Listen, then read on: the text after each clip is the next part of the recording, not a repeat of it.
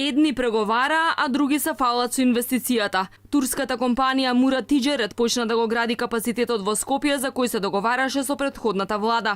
Уште пред половина година поранешниот лидер на ВМРО ДПМН Груевски истакна дека со инвеститорот се преговарало долго време. Разговорите ги водел поранешниот прв човек на ТИРС Виктор Мизо, а турците сакале да закупат не една, туку две локации во Бунарџик.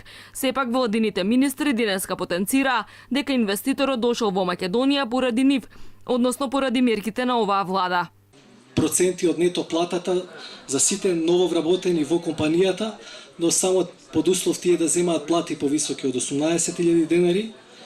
На Мурат Тиџерет им посакувам што е можно поголеми суми на поврат на средства од државата по овој основ. Клима која нуди Македонија, одличната местоположба, едуцираната работна сила и најважно, позитивниот пристап на владата со новиот пакет мерки за државна помош беа фактори што придонесува компанијата да се одлучи за инвестирање во Македонија. Од Мурат Тиџерет велат дека одлучиле да дојдат да инвестираат во Македонија поради блиските односи меѓу Македонија и Турција, потенцијалот за развој и блискоста на европскиот пазар. Планираме од почетокот на 2019 година интензивно да започнеме со производство во нашата нова фабрика и во следниве 5 години да реализираме вработување од вкупно 500 лица.